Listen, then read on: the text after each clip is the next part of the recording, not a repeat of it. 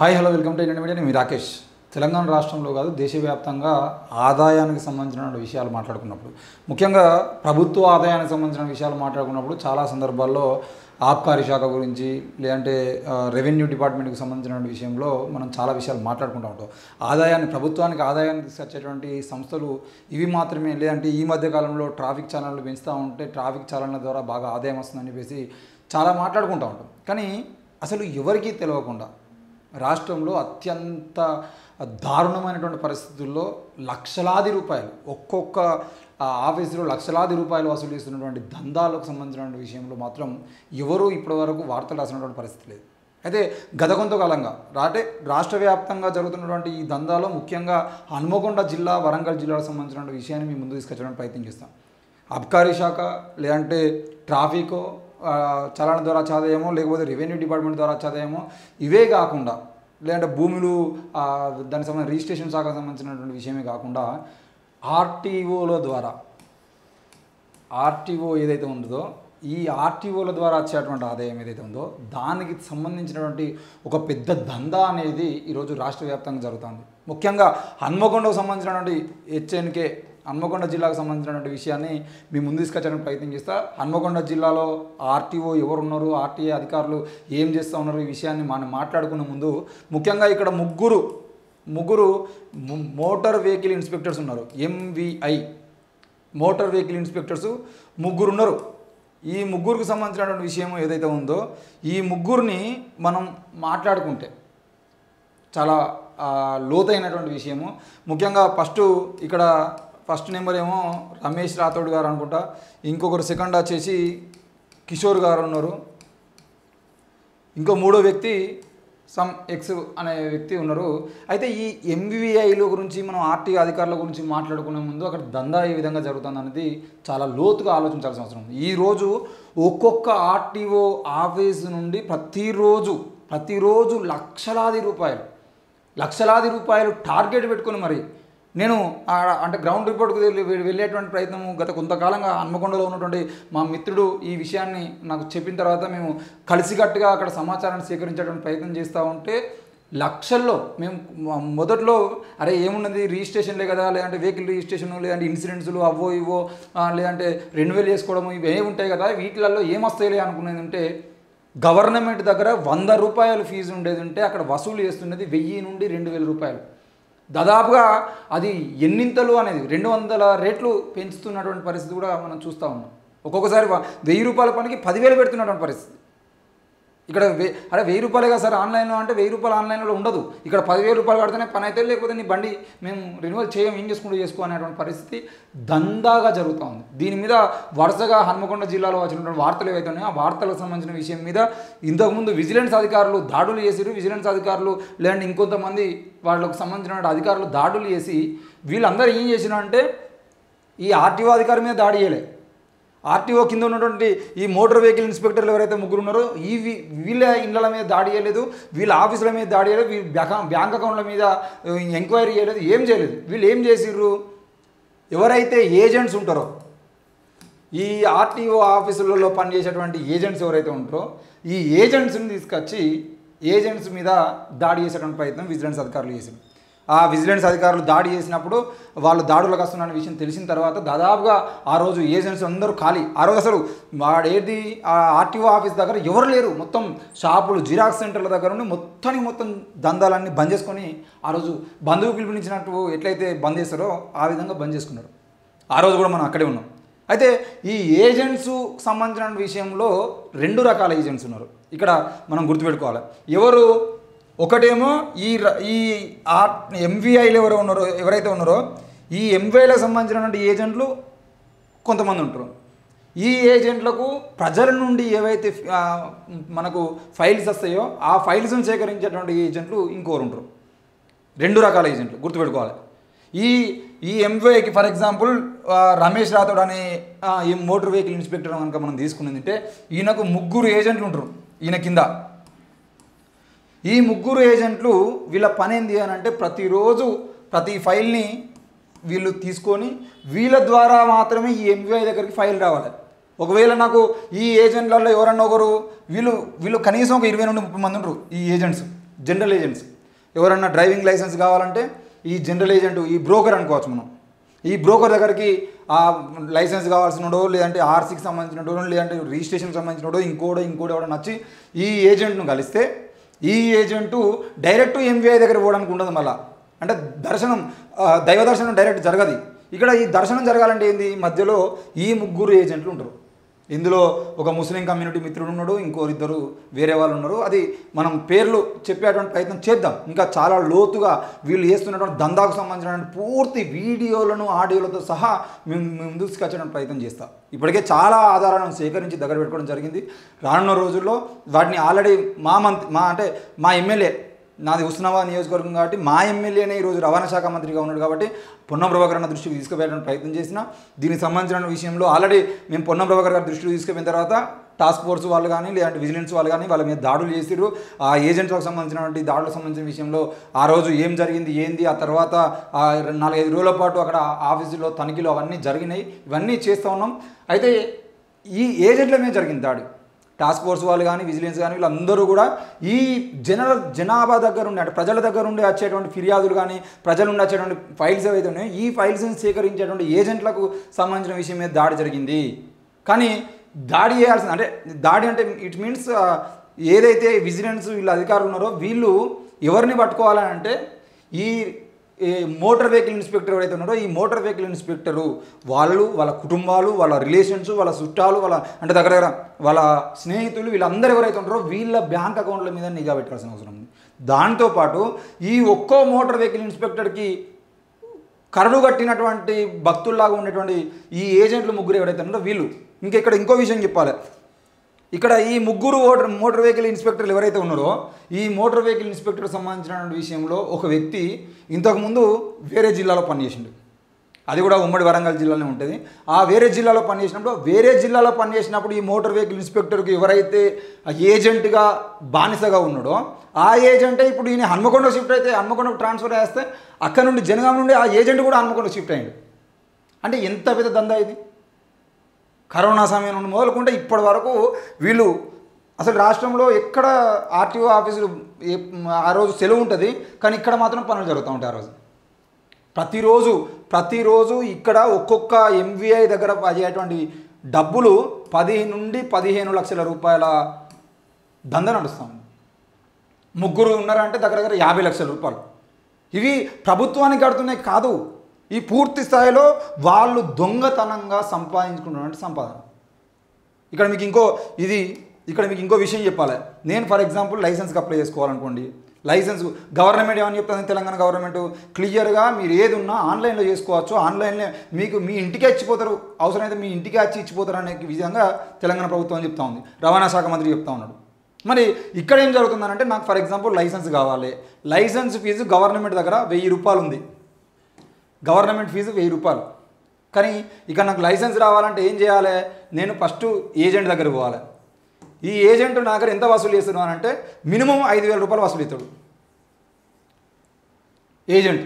ఎందుకు ఈ 5000 అని చెప్పేసి మనం ఒక 1000 అడుగు, అరే 1000 రూపాయలు ఉన్నాయి కదా ఆన్లైన్ ఫీజు, మీరు 5000 అడుగుతున్నాను ఏంటంటే నాకేమన్నా అత్తంది ఇలా క్లియర్గా లిటరల్గా నేను అక్కడ ఉండి మా మిత్రుడికి, అంటే నాకు తెలిసినటువంటి ఒక తమ్ముడికి లైసెన్స్ కావాలని చెప్పేసి మేము అడిగినప్పుడు ఏజెంట్ చెప్పినటువంటి విషయం ఏంటి అని అంటే క్లియర్గా ఇలా నాకేం మిగలదమ్మా, 1000 రూపాయలు ఆన్లైన్ ఫీజు పోతుంది, 500 రూపాయలు నాకు కమిషన్ వస్తుంది, మిగతా మొత్తం సార్కే పోతాయి. ఏ సారు, ఈ ఎంవీఐ మోటార్ వెహికల్ ఇన్స్పెక్టర్ ఎవరైతే ఉన్నారో వాళ్ళకే పోతాయి అని చెప్పేసి ఏజెంట్లు చెప్తా ఉన్నారు. ఈ 5000 రూపాయలలో ఈయనకు ఆన్లైన్లో 1000 రూపాయలు ఖర్చు అయిపోయింది, ఈ ఏజెంట్కి ఒక 1000 రూపాయలు మిగులుతాయి, లేదంటే 500 మిగులుతాయి. మిగతా 3000 రూపాయలు ఏవైతే ఉన్నాయో ఈ 3000 రూపాయలను తీసుకుపోయి ఎంవీఐ దగ్గరికి డైరెక్ట్ ఫైల్ కూడా పోదు. మళ్ళీ ఎవరి దగ్గర పోతుంది, ఫస్ట్ ఈ మోటార్ వెహికల్ ఇన్స్పెక్టర్ దగ్గర ఉన్నటువంటి ఏజెంట్ 1 కానీ, ఏజెంట్ 2 కానీ, ఏజెంట్ 3 కానీ, ఈ ముగ్గురు ఏజెంట్ల దగ్గరికి ఈ ఫైల్ పోతుంది. ఈ ఫైల్ పోయిన తర్వాత వాళ్ళు ఏం చేస్తారు, ఇక్కడ పైసలు ముట్టినాయనుకో 3 రకాల టిక్స్ ఉంటాయి వీళ్ళ దగ్గర. ఇప్పుడు ఫర్ ఎగ్జాంపుల్ ఈ ఫైల్, ఇది లైసెన్స్ ఫైల్ నా దగ్గరికి వచ్చింది. లైసెన్స్ ఫైల్ నా దగ్గరికి వచ్చినప్పుడు దీని మీద ఏజెంట్ ఎవడైతే ఉంటాడో వాడు 3 రకాల టిక్ పెడతాడు. ఒకటి పెన్సిల్ టిక్ పెడతాడు, ఇది పెన్సిల్ టిక్. రెండవది వీడు బ్లూ టిక్ పెడతాడు, బ్లూ పెన్నుతోనన్నా బ్లాక్ పెన్తోనన్నా ఒక టిక్ పెడతాడు. మూడో టిక్ ఉంటుంది రెడ్ టిక్. ఈ 3 రకాల టిక్కులు ఈ ఫైల్ మీద పెడతాడు. ఫర్ ఎగ్జాంపుల్ నేను లైసెన్స్ కోసం పోయి అక్కడ నిలబడి ఆ మోటార్ వెహికల్ ఇన్స్పెక్టర్ దగ్గర నిలబడ్డప్పుడు వాడు ఇట్లా చూస్తాడు ఫైల్ మీద మూలకు ఇట్లాంటి పెన్సిల్ టిక్ పెట్టిరు అనుకో. ఫర్ ఎగ్జాంపుల్ పెన్సిల్ టిక్ పెట్టినామంటే మొదటి ఏజెంట్ దగ్గర పని అయిపోయింది. అక్కడనే బ్లూ టిక్ ఉన్నది, సెకండ్ ఏజెంట్ దగ్గర కూడా పని అయిపోయింది. రెడ్ టిక్ ఉన్నది, థర్డ్ ఏజెంట్ దగ్గర కూడా పని అయిపోయింది.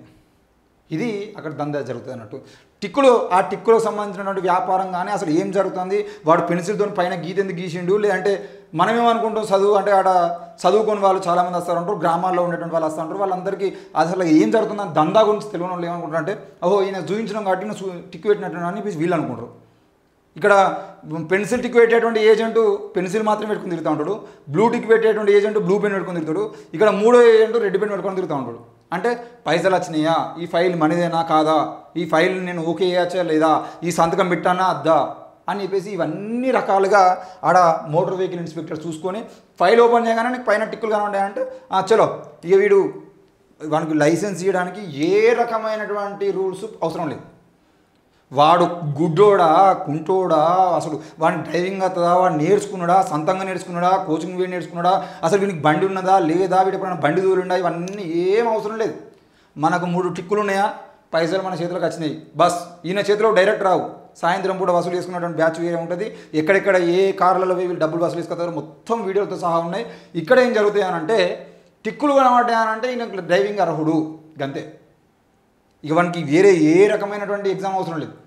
ఈడ మనకు 3 రకాల టిక్కులు కనబడ్డాయనంటే ఆయన ఏ రకమైనటువంటి వ్యక్తి అయినా కూడా డ్రైవింగ్కు అర్హుడు అని చెప్పేసి ఈ సారు సంతకం పెట్టి చెలపో అంటాడు, మనకి ఇంటికి లైసెన్స్ వస్తుంది. ఇక రెన్యువల్స్కి సంబంధించిన విషయం కానీ, లైసెన్స్ కానీ, రెన్యువల్స్ కానీ, రిజిస్ట్రేషన్స్ కానీ, వెహికల్ ట్రాన్స్ఫర్కి సంబంధించినటువంటి వేరే రాష్ట్రానికి సంబంధించినటువంటి వెహికల్ ఇక్కడ రిజిస్ట్రేషన్ చేసుకోవడం కానీ, లేదంటే అటాచ్మెంట్స్ కానీ, ఇప్పుడు ట్రాక్టర్ డబ్బా ఉంటుంది, ఒక ట్రాక్టర్ ఇంజన్ కొనుక్కున్నప్పుడు డబ్బా రిజిస్ట్రేషన్ చేసుకోవాలి, ఇట్లాంటివి కానీ ఏది ఉన్నా కూడా మొత్తానికి మొత్తం ఈరోజు ఒక్కొక్క రోజు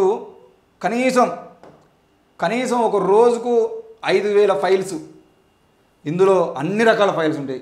లైసెన్సులు కానీ, లేదంటే ట్రాన్స్ఫర్లు కానీ, అంటే వెహికల్ ట్రాన్స్ఫర్స్ కానీ, లేదంటే రిజిస్ట్రేషన్స్ కానీ, లేకపోతే ఇంకేదన్నా అటాచ్మెంట్కి సంబంధించిన ఫైల్స్ కానీ, ఇవన్నీ ఒక రకంగా అంత లేదనుకున్నా కనీసం ఒక 2,000 ఫైల్స్ కనుక వచ్చినా కూడా వీళ్ళకి ఆదాయం ఎంత లేదన్నా 10 లక్షల నుండి 15 లక్షల రూపాయలు.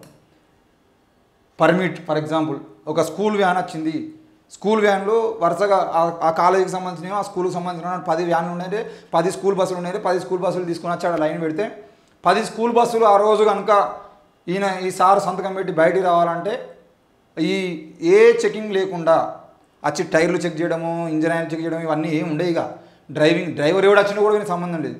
ఇవి వచ్చినట్టు మళ్ళీ పర్మిషన్తో కనుక వెనుక పోవాలంటే ఒక్కో దానికి కనీసం 1,00,000 రూపాయలు.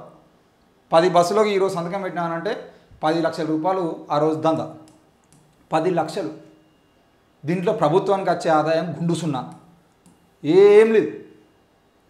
ఈరోజు నేను అడుగుతా ఉన్నా విజిలెన్స్ అధికారులు కానీ, లేదంటే ఈ మొత్తం ఐటీ అధికారులు కానీ, వీళ్ళందరూ కూడా దాడులు చేయాల్సింది ఏజెంట్ల మీద కాదు.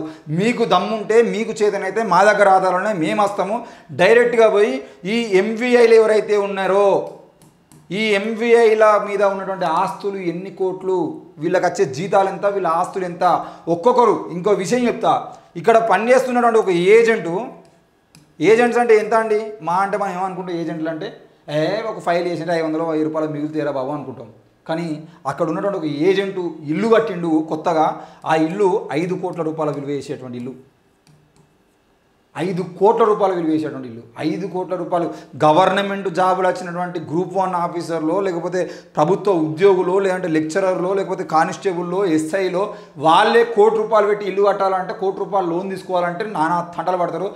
ప్రభుత్వం దగ్గర పోతే, అంటే బ్యాంకు దగ్గర పోతే బ్యాంకు మహా అంటే ఒక 20 నుండి 30 లక్షల రూపాయలు లోన్ ఇస్తే, 20 లక్షలు 30 లక్షలు లోన్ తీసుకొని ఇంకో 20 లక్షలు 30 లక్షలు బయట తీసుకొని కట్టిన ఇల్లును ఇక మళ్ళీ మనమేం కడతామని చెప్పేసి ఒక 50-60 లక్షలలో ఇల్లు కొనుక్కొని వాళ్ళ ఉద్యోగం అయిపోయి రాక మినిమం 10 నుండి 15 సంవత్సరాల పాటు ఈ ఈఎంఐలు కట్టుకుంటూ బతికేటువంటి పరిస్థితులు ఈరోజు కనబడుతూ ఉంటే, గవర్నమెంట్ ఉద్యోగం లేకుండా ఏం లేకుండా ఈరోజు 5 కోట్ల రూపాయలు మినిమం 3 నుండి 5 కోట్ల రూపాయలు విలువ చేసేటువంటి ఇల్లు కడతా ఉన్నారంటే వీళ్ళు ఎంత దందా చేస్తున్నారో మీరు అర్థం చేసుకోవాల్సిన అవసరం. ఇది క్లియర్గా ఈ ముగ్గురు ఏజెంట్లు ఎవరైతే ఉన్నారో ఈ ఎంవీఐల కింద ఒక్కొక్క మోటార్ వెహికల్ ఇన్స్పెక్టర్ కింద 1, 2, 3 అని చెప్పేసి ఈ ముగ్గురు ఎవరైతే ఉన్నారో ఈ ముగ్గురు ఇండ్ల మీద ఈ ఎంవీఐల ఇండ్ల మీద దాడులు చేయాలి. వీళ్ళ కుటుంబ సభ్యుల ఖాతాలు తీయాలి, వీళ్ళ ఖాతాలు తీయాలి, వీళ్ళ అకౌంట్లోకి ప్రతిరోజు ఎన్ని డబ్బులు పడుతూ ఉన్నాయి, ఫోన్పేలు ఎన్ని వస్తున్నాయి, ఏంది అని చెప్పేసి మొత్తం డాటా తీయాలి. వీటితో పాటు వీళ్ళకు బయట బిజినెస్లు ఏమున్నాయి, వీళ్ళ కుటుంబ సభ్యుల బిజినెస్లు ఏమున్నాయి, వీళ్ళ తాతలకు కానీ వీళ్ళ నాన్నలకు కానీ వీళ్ళ కొడుకులకు కానీ ఎక్కడ నుండి ఆస్తులు వచ్చినాయి, వీళ్ళ భూములకు సంబంధించిన విషయాలు వివరాలు అన్నీ కనుక తీసేది ఉంటే ఒక్కొక్క ఎంవీఐ దగ్గర 100 కోట్ల రూపాయలు తక్కువ దొరికాయి. మినిమం 100 కోట్ల రూపాయలు దొరికితే వీళ్ళ ఆస్తులు. మీకు దమ్ముంటే చలో చర్చకైనా రెడీ, లేదంటే పొన్నంరావు గారి దృష్టికి మేము తీసుకుపోవడానికి సిద్ధంగా ఉన్నాం. ఎంవీఐలకు సంబంధించినటువంటి అధికారులకు సంబంధించినటువంటి విషయం మీద తప్పకుండా ఐటీ దాడులు జరగాల్సిందే. ఐటీ దాడులే, ఈ చిన్న చిన్న విజిలెన్స్ దాడులు కాదు. అవసరమైతే వాళ్ళ ఆస్తులకు సంబంధించిన విషయం మీద నిఘా పెట్టి ప్రభుత్వం ప్రత్యక్షంగా వాళ్ళ మీద నిఘా పెట్టాల్సిన అవసరం ఉంది. ఒక్కొక్కరు ఇక డిప్యూటీ ట్రాన్స్పోర్ట్ కమిషనర్ కానీ వీళ్ళందరూ ఎక్కడ ఉంటారో ఏందో డిటీసీ అని ఒకరు ఉంటారు. మరి ఆయన ఆస్తులు ఏందో మనకు తెలియదు, ఆయన ఏం చేస్తారో తెలియదు. ఆ ట్రాన్స్పోర్ట్ కమిషనర్ ఉండరు. వీళ్ళకు ఇంకా ఈ ఎంవీఐలకు ఇంకొకటి ఉన్నదండి, ఈయనకు హోంగార్డులు కూడా ఉంటారు. వీళ్ళకి పర్సనల్గా హోంగార్డులు ఏం చేస్తారు తెలుసా, ఇప్పుడు ఈ లైసెన్స్ కోసం దానికోసం దీనికోసం వచ్చినప్పుడు చిట్టీలు ఉంటాయి కదా, వీళ్ళకి ఎంత రాసుకున్నారు ఏంది అని చెప్పేసి చిట్టీలు రాసిస్తారు. ఆ చిట్టీలు టిక్ పెట్టిన చిట్టీలు ఏవైతే ఉన్నాయో ఈ చిట్టీలను బయట దొరకకుండా, చిట్టీలు ఏవి కూడా బయట దొరకకుండా అసలు ఎటు పోతున్నాయి ఏంది అనే ఈ చిట్టీలలో ఏమున్నదో కూడా ఇవన్నీ తెలియకుండా ఉండడం కోసం ఈ చిట్టీలన్నింటినీ మడత పెట్టుకొని చాలా ప్రశాంతంగా మడత పెట్టుకొని తీసుకొచ్చి వాటిని ఒక దగ్గర వేసి పోలీసులే దగ్గరుండి కాలుస్తున్నారు. దానికి సంబంధించిన ఆధారాలు కూడా మన దగ్గర ఉన్నాయి. ఇక ఈ డబ్బుల వ్యవహారం ఎట్లా నడుతుంది అని అంటే ఈ ఏజెంట్లు ఎవరైతే ఉన్నారో జనరల్ ఏజెంట్స్,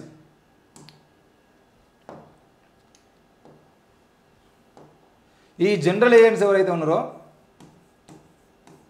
ఈ ఏజెంట్స్ ముందుగా ఎవరిని ఈ ఎంవీఐల కింద ఉన్నటువంటి ఏజెంట్లతో లింకప్లు ఉంటారు. కాబట్టి డైరెక్ట్ ఎంవీఐస్ ఎవరితో వీళ్ళకి ఏం సంబంధం ఉండదు. వీళ్ళు 1, 2, 3 ఫర్ ఎగ్జాంపుల్ ఒక ఆయన ఏ పేరుతో స్టార్ట్ అవుతుంది ఆయన పేరు, ఆయనను ఏ అనుకుందాం, ఇంకో ఆయన పేరేమో వీతో స్టార్ట్ అవుతుంది, ఇంకో ఆయన పేరుతో ఎస్తో స్టార్ట్ అవుతుంది. వీళ్ళు ముగ్గురు ఉంటారు, A-, V-, S- అనుకుందాం. ఈ ఏజెంట్లు వీళ్ళ దగ్గరికి వచ్చి డీల్ మాట్లాడుకుంటారు. సార్ స్కూల్ బస్సులు 10 ఉన్నాయి సార్, 10 లక్షల రూపాయలు మేము కట్టడానికి సిద్ధంగా ఉన్నాం అని చెప్పేసి ఈ ఏజెంటు ఈ ఎంవీఐ కింద ఉన్నటువంటి ఏజెంట్కు కన్ఫర్మేషన్ ఇస్తే ఈయన సంతకం పెడతాడు. ఆ బస్సులన్నీ వెళ్ళిపోతాయి. బస్సులు వెళ్ళిపోయిన తర్వాత సాయంత్రం ఈ ఏజెంట్లు ఒక ప్లేస్ చెప్తారు. అంటే ఈ ఎంవీఐలకు ఉన్నటువంటి ఏజెంట్లు ఎవరైతే ఉన్నారో పలానా ఏ అనే పేరుతో ఉన్నటువంటి వ్యక్తి ఏజెంటు పలానా దగ్గరికి మీరు వచ్చి మా కారులో పైసలు పెట్టి పోరానంటే ఈయన పైసలు పెట్టిపోతే ఆ ఏజెంట్లు వచ్చి వాళ్ళ ఈ ఇద్దరు ఏజెంట్లు కలుసుకొని పైసలు పంచుకొని తీసుకొచ్చి మళ్ళీ ఎంవీఐ సార్కు క్యాష్ ఇస్తారు. వితౌట్ అంటే ఎక్కడ కూడా అనుమానం రాకుండా మనీ ట్రాన్స్ఫర్స్ ఇలాంటివి లేకుండా ప్యూర్లీ క్యాష్ ఆధారంగా జరిగేటువంటి దందా ఇది. ఎక్కడ కూడా చేతులు మారుతున్నట్టుగా కూడా ఇక్కడ అనుమానం రాదు. ఈ ఎంవీఐలును ఈ ఏజెంట్లు అందరు కలిసి ఈ ఏజెంటు ఈ ఎంవీఐ డ్రైవరు ఈ ఏజెంట్తో కలిసి పోయి షాపింగ్లు చేస్తూ ఉంటాడు, హోటల్స్ బుక్ చేసుకుంటూ ఉంటారు. వీళ్ళకు సంబంధించినటువంటి మొత్తం దందా మన చేతిలో ఉన్నది. నేనేమంటున్నా అంటే క్లియర్గా ఈ బ్లూటిక్స్ ఇవన్నీ చేస్తున్నటువంటి పేపర్లు ఏవైతే వాటన్నిటికి సంబంధించినటువంటి విషయంలో ఈరోజు అధికారులకు సంబంధించినటువంటి విషయంలో జరుగుతున్నటువంటి ఈ దందా ఏదైతే ఉందో, ఏజెంట్ల పేరుతో జరుగుతున్న దందా ఏదైతుందో దీని మీద ప్రభుత్వం వెంటనే నిఘా పెట్టాలి. ప్రభుత్వం నిఘా పెట్టి ముఖ్యంగా హన్మకొండ వరంగల్ జిల్లాలో జరుగుతున్నటువంటి దీని మీద మేము ఆధారాలతో సహా మేము కలుస్తాము.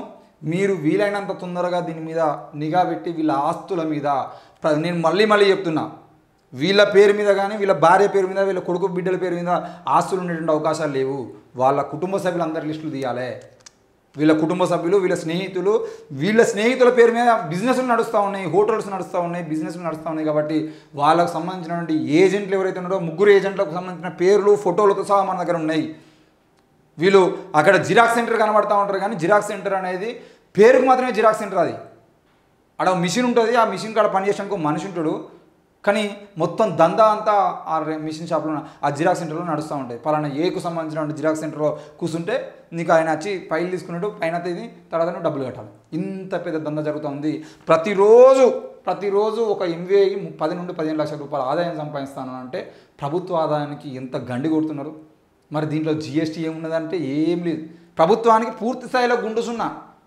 కాబట్టి దీనికి సంబంధించిన విషయంలో వెంటనే టాస్క్ ఫోర్స్ సిబ్బంది, విజిలెన్స్ సిబ్బంది కాదు, ఐటీ శాఖ వీళ్ళ దాని మీద పూర్తి స్థాయిలో నిఘా పెట్టి వీళ్ళ ఆస్తుల మీద దర్యాప్తు చేయాలని చెప్పేసి మేము డిమాండ్ చేస్తా ఉన్నాం. త్వరలోనే ఆధారాలతో సహా మీ ముందుకు వచ్చేయడానికి ప్రయత్నం చేస్తాం. చూస్తుండండి ఎన్ఎన్ మీడియా. కేవలం హన్మకొండ వరంగల్ కాదు, రాష్ట్ర వ్యాప్తంగా జరుగుతున్నటువంటి ఆర్టీఓ ఆఫీసుల్లో కానీ మిగతా ప్రభుత్వ శాఖలో జరుగుతున్నటువంటి రియల్ దందా అంటే రియల్ ఎస్టేట్ దందా కాదు, పూర్తి స్థాయిలో ఆధారాలతో ఉన్నటువంటి దందాలకు సంబంధించినటువంటి వాటిని మేము ముందు తీసుకొచ్చడానికి ప్రయత్నం చేస్తాం. ఇదే హన్మకొండ వరంగల్ జరుగుతున్నటువంటి కలెక్టర్ ఆఫీసులో జరుగుతున్న దందాలు కానీ మిగతా దందాలు కానీ మేము ముందు తీసుకొచ్చడానికి ప్రయత్నం చేస్తాం. చూస్తూనే ఉండండి ఎన్ఎన్ మీడియా. Thank you.